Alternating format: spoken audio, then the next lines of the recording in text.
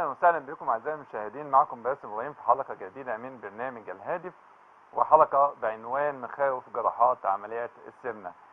طبعا البدانه بيكون حصاد ما زرعناه نتيجه نظام غذائي غير منضبط من الطفوله وحتى الان، وفي الغالب بتتخفى البدانه تحت الجلد وتتمدد بالشرايين والاوعيه حتى تفاجئنا ليس فقط بزيادة في الوزن ولكن أيضا بعض الأمراض كالضغط والسكر وضيق التنفس، وبيكون المخرج منها إما عن طريق اتباع حمية غذائية معينة من أجل نزول الوزن أو جراحات السمنة. موضوع حلقتنا النهاردة اللي بتجبر المريض على نظام غذائي معين أو كمية معينة من الأكل.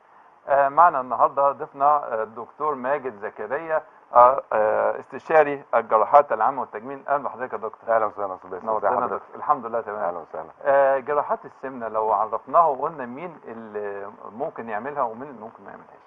تمام، احنا ممكن نقسم جراحات السمنه قسمين، واحد الجراحات السمنه المفرطه وجراحات السمنه الموضعيه. جراحات السمنه المفرطه ان هو الشخص زايد عن الوزن بتاعه زياده في الجسم كله، مش في منطقه معينه. تمام. ودي نقدر نحسبها بحسبه بسيطه جدا، وهو الوزن على مربع الطول بالمتر.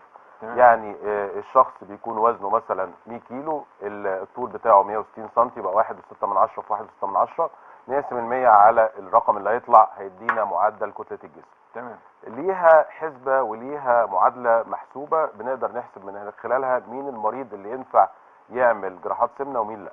تمام. يعني لو المريض الطبيعي بتاعنا من 18 ونص 19 ل 24، فوق 24 لحد 30 تعتبر اوفر ويت او سمنه زياده بسيطه. تمام. 30 35 تعتبر من انواع السمنه المفرطه الدرجه الاولى. من 35 ل 40 سمنه من الدرجه الثانيه او سمنه مفرطه من الدرجه الثانيه. تمام. اكثر من 40 سمنه مفرطه وتحتاج لتدخل جراحي عاجل. يعني ببساطه اللي زايد عن وزنه من 30 ل 40 كيلو قد يحتاج الى جراحه سمنه. ده بالنسبه لجراحات السمنه المفرطه. بالنسبه لجراحات السمنه الموضعيه بيجي لنا كتير عيانين في العياده يكون عنده منطقه معينه زي منطقه البطن او منطقه الظهر او التثدي في الرجال او يعني في الرجل من تحت.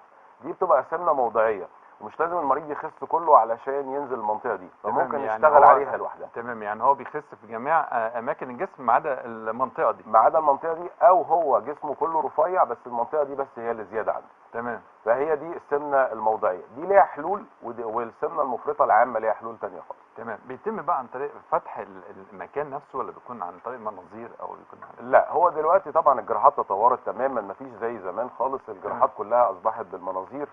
احنا دلوقتي قدامنا اوبشنز، حاجات مؤقته زي كبسول المعده وبالون المعده، ودي بتتعمل بالمنظار الجراحي، والكبسوله بتتبلع عادي جدا بدون اي تدخل جراحي. اما بالنسبه للعمليات الجراحيه اللي احنا بنعملها، فاحنا قدامنا مجموعه من العمليات، تقريبا 5 عمليات على عكس ما الناس كلها تعرف. الناس كلها تعرف تكميم المعده بالمنظار او تحويل المسار فقط، لكن هي عمليات متنوعه يعني كتير. لكن العمليات كلها دلوقتي بتجرى بالمنظار من 4 ل5 فتحات. وطبعا مع كثره الخبره بتاع الجراحين عملوا عمليه كتير جدا، فالعمليه ما بتاخدش اكتر تقريبا من ساعه في الوقت. المريض بيحتاج يقعد يوم واحد في المستشفى 24 ساعه، وبيخرج بعد كده وبيكون عارف ان النزول بتاعه بياخد من 12 ل 18 شهر، يعني من سنه لسنه ونص تدريجيا بيخس لحد ما يوصل للوزن المثالي بتاعه. تمام. طب بقى الحالات المرضيه بتتنوع، وممكن نقول مثلا ده محتاج كبسوله في المعده، او ده محتاج تكميم، او ده محتاج تحويل مسار. تمام. اقدر اقول ايه المريض اللي بيحتاج تكميم وايه المريض اللي بيحتاج تحويل مسار او الكبسوله؟ تمام. هنتكلم في الاول العمليات الجراحيه سواء التكميم او التحويل. تمام. التكميم مينلي للمريض اللي بياكل بلك اكل كتير، يعني كم اكل كتير. تمام. فهو عايز يصغر معدته عشان ياكل كميه اكل اقل، فساعتها ممكن يستفاد جدا بالعمليه.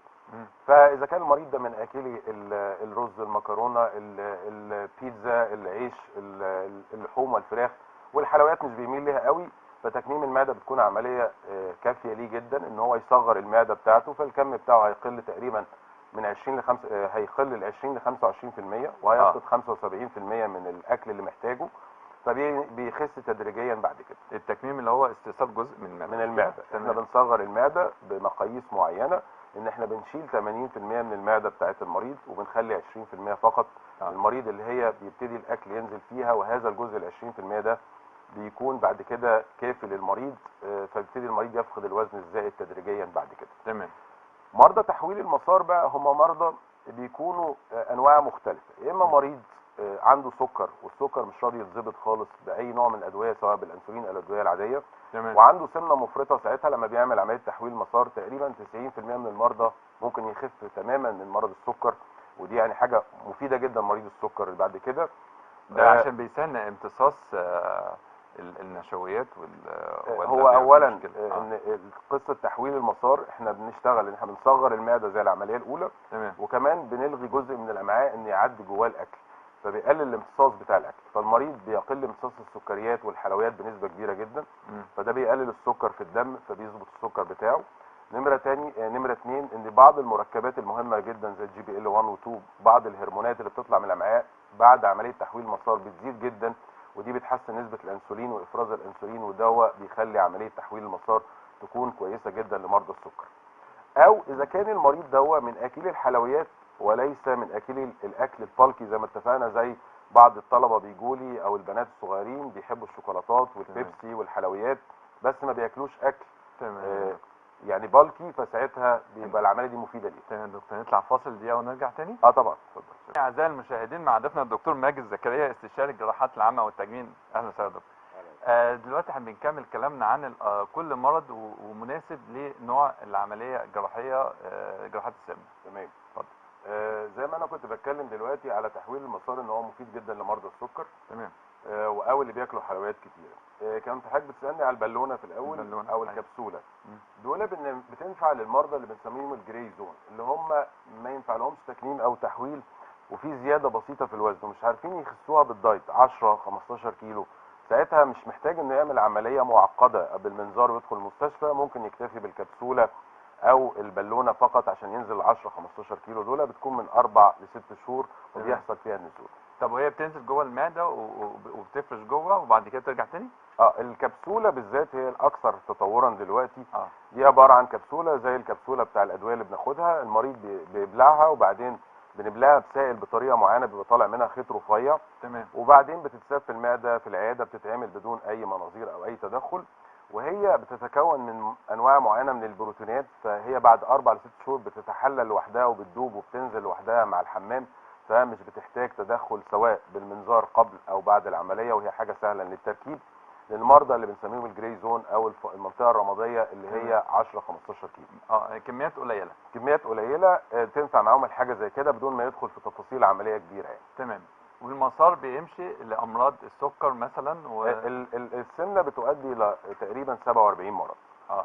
وكل الامراض دي تنفع معاها عمليات السمنه، كلهم هيتحسنوا تقريبا بعد سنه لسنه ونص من العمليه، بيوصلوا لنسبه معينه جدا او جيده جدا من التحسن في جميع الامراض. تمام. لكن اللي بنخص بالذكر بيه بالذات هو السكر في التحويل. اما امراض القلب والضغط والتكيسات المبايض في السيدات وغيره وخشونه المفاصل، كل العمليات بتاعت السمنه تنفع لجميع المرضى اللي ممكن يكونوا بيعانوا من هذه الامراض. تمام. يعني ممكن نقول مثلا ان في عمليات جراحيه معينه تنفع للرجاله وعمليات جراحيه معينه تنفع للستات؟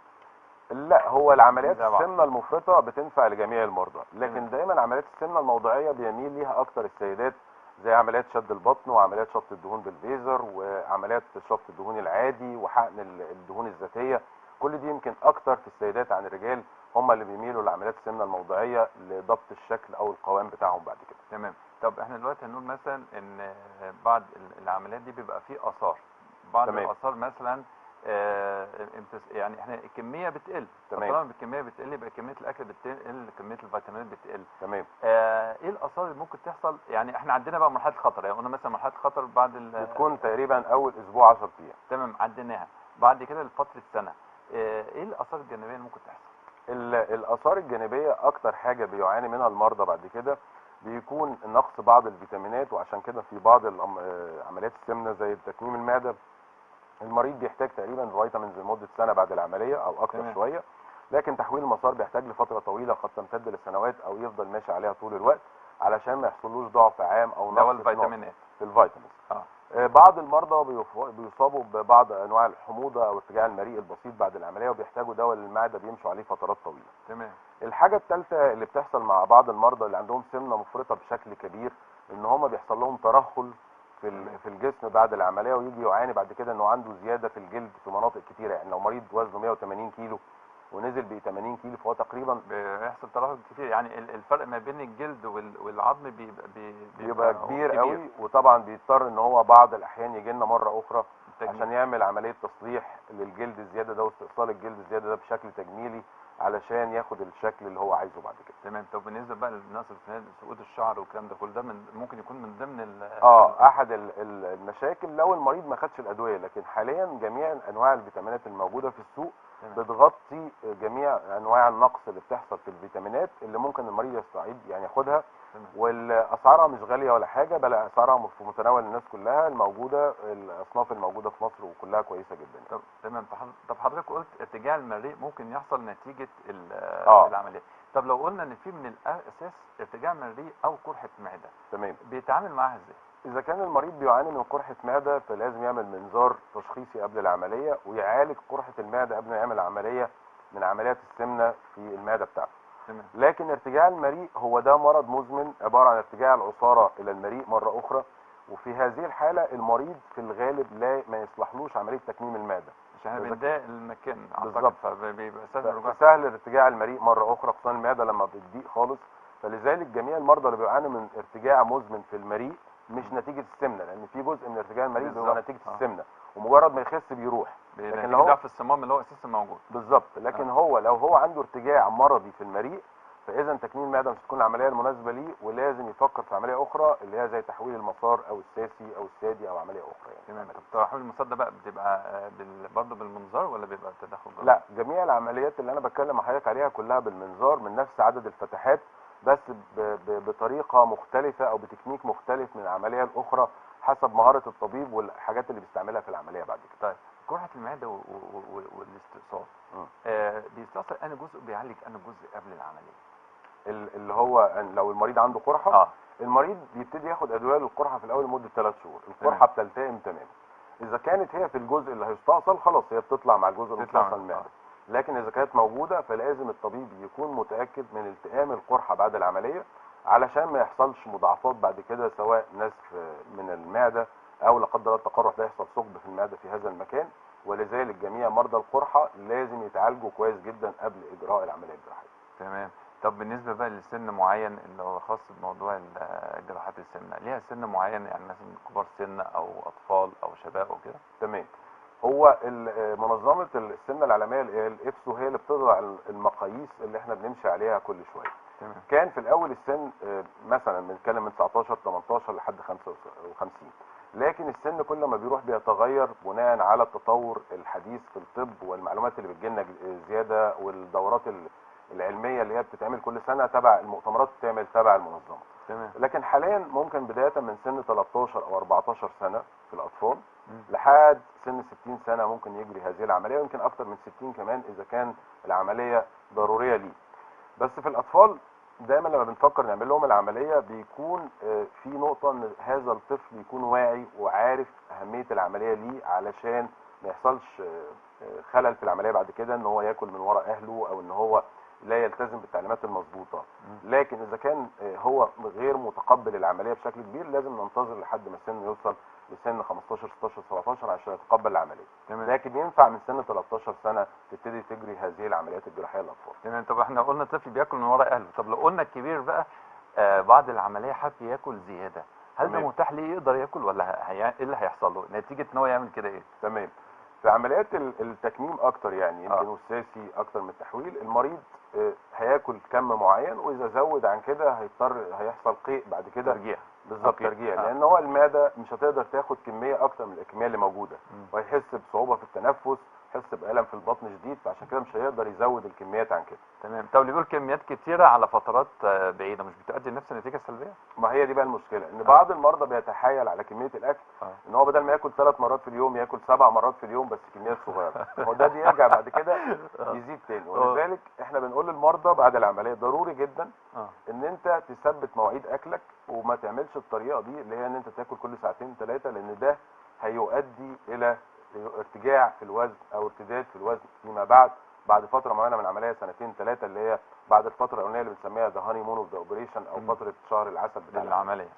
بالظبط. طب لو قلنا مثلا ان في حد حب يرجع في كلامه بعد ما عمل عمليه، تمام مريض اللي هو التكميم او مريض تحويل المسار، تمام. مين اللي ممكن يقدر يرجع في كلامه ممكن ما يقدرش يرجع في كلامه؟ يعني يعني لو يقدر يرجع المكان كل حاجه زي ما عمليات تحويل المسار هي العمليات اللي نقدر ان احنا نرجع فيها تماما زي الاول. هي ممكن تكون معقده شويه في الاجراء، يعني هي صوتها هي اسمها نفسه معقد، يعني الواحد بالظبط. يحس ان عمره ما الواحد يقدر يرجع فيها. واحنا في دكاتره كتير ما بترضاش تعمل عمليات اعاده الاصلاح اللي هي اعاده ترجيع العمليه ثانيه، لكن في بعض المرضى بيجوا لي بيكونوا عاملين عمليات مع حتت ثانيه مع اطباء اخرين يعني، وعنده نقص شديد في الفيتامينات او انه خس بيضطر ان هو زياده، يرجع بيضطر نرجع نوصل كل الحاجات دي تاني ينفع تاني. اما في تكميم المعده عشان حضرتك استأصلنا جزء وخرج من الجسم، فاذا انت ما تنفعش ترجع له الجزء اللي حصل ده. تمام. لكن المريض في تكميم المعده ما يخوفناش قوي، لان هو لو حس ان هو هينزل زياده عن الوزن بتاعه، مجرد ما يبتدي ياكل حلويات حتى على المعده الصغيره دي هيبتدي يزداد في الوزن مره اخرى. لكن المشكله في تحويل المسار لانه حتى الحلويات ما بتمتصش بصوره كافيه، لكن في التكميم بتمتص عادي. فاذا المريض حس انه بيفقد زياده عن الطبيعي، يقدر ان هو يستعيد عن ده بالحلويات فيرجع يزيد في الوزن، فمش هيحصل له يعني اي ممكن مشكله. يحصل خفض في الوزن زياده عن الطبيعي، يحصل بقى في تحويل نتيجة المسار. بعض المرضى طبعا الامتصاص بتاعهم بيكون معتمد على اول 2 متر في الامعاء، واحنا اللي بنلغيهم او اللي بنعمل التحويل عندهم بتكون بعد 2 متر، ولذلك فامتصاص ما بيستفادش بالاكل بنسبه كبيره، فيحصل فاقد شديد في الوزن، وساعتها ده اللي هو ممكن يحتاج اعاده تصليح، لكن دي نسبتهم لا تتجاوز 2% من المرضى. لكن مرضى التكميم هو بيعتمد على كميه الاكل فقط وليس النوعيه، ولذلك اذا حدث هذا الموضوع يقدر ان هو ياكل حلويات والامتصاص هيكون كامل فما يحصلوش فقد. التكميم اللي احنا بنقول عليها التدبيس او ان احنا ناخد جزء منها. التكميم هو نوع من انواع التدبيس، بس عشان ما يحصلش لغط كان في تدبيس قديم وده اتلغى، مفيش غير بعض المراكز البسيطه جدا اللي ما زالت بتعمله، فلذلك طلع اسم التكميم اللي هو شبه الكم او المعده سليف او المعده رفيعه جدا، عشان يلغي منظور عمليه تدبيس المعده القديم اللي تقريبا اتلغى في العالم كله. امال ايه الحزام بقى؟ الحزام ده عباره عن حزام مطاطي سيليكون بيركب حوالين المعده على الجزء العلوي من المعده، وبيكون ليه حجم معين فبيحزم المعده في هذا المكان، وبيطلع منه صمام، والصمام ده بيتزرع تحت الجلد هنا. تمام. وبيبقى الصمام ده ينفع يتضيق ويتزود من خلال الصمام ده في العياده عند الطبيب. تمام. فلو المريض حب يضيق الصمام شويه او الحزام ده يقدر انه يحقن عند الطبيب في العياده فيضيق ويوسع، بس يهيئ للمريض ان ده اسهل حاجه ان احنا نحط الحزام مش هنقطع حاجه في المعده والكلام ده. لكن الحزام على المدى الطويل ليه مشاكل اكتر بكتير، لان هو طبعا بيفضل ضاغط على المعده لفترات سنوات طويله، وممكن يحصل ثقب في المعده او الحز بتاعه يبتدي يعور المعده ويعمل لها قطع في هذا المكان، فدي مشكله. نمره 2 ارتجاع المريء بيبقى شديد جدا لان انت حاطه على اول المعده ضغط عليها. نمره 3 الحموضه بتزداد جدا عند مرضى الحزام بطريقه شديده جدا، ولذلك هو مش من العمليات المحبذه دلوقتي لكن موجود، لكن يعني الاحسن لمرضى ايه بقى الحزام ده بيفضل لمرضى ايه؟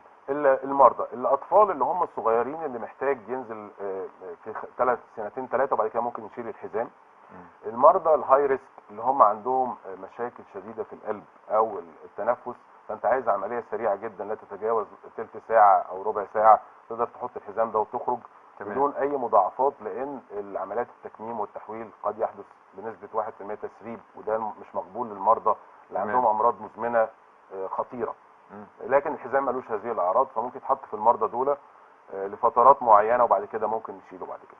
تمام. طيب هنعمل ايه بقى مثلا بقى خلاص هو عمل العمليه وكله تمام، هل ممكن يرجع تاني في الوزن زي ما كان، ولا ممكن اللي هو زي ما قلنا لايف ستايل معين هو يفضل ماشي عليه كميه اكل معينه غصب عنه ما يقدرش يغيرها، يعمل ايه عشان يفضل زي ما هو كده؟ تمام. العمليات دي كلها، عمليات السمنه مش هي لوحدها السبب الوحيد لنزول وزن المريض. تمام. هو في جزء على الدكتور وجزء على المريض، وجبات اللي احنا بنسميها على المريض. يعني هي مش بقى عمليه سهله اتعملت والموضوع انتهى فياكل براحته وما يلعبش رياضه لا.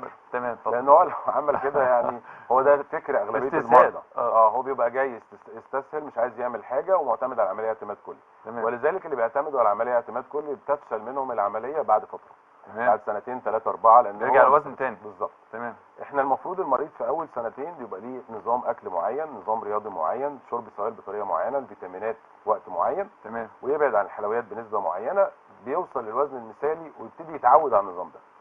اما المرضى اللي هم غير ملتزمين هيبتدي اول سنتين يخس كويس جدا، لكن بعد كده هيرجع يزداد في الوزن بطريقه تدريجيه لحد ما يرجع تقريبا لقرب الوزن كان موجود، ويبتدي يجي لتصليح العمليه مره اخرى، زي ما نشوف الفتره دي كتير مرضى جايين لتصليح العمليات مره اخرى. تمام يا دكتور. دكتور ماجد زكريا، سعدنا بلقاء حضرتك النهارده، وان شاء الله للحديث بقايا باذن الله، ويبقى سلسله حلقات مع بعض ان شاء الله. ان شاء الله على خير. شكرا لحضرتك. العفو يا فندم. اعزائي المشاهدين، سعدت بلقائكم اليوم من حلقه اليوم من برنامج الهادف، وان شاء الله نشوفكم على خير في الحلقات القادمه. كان معكم باسم ابراهيم، شكرا.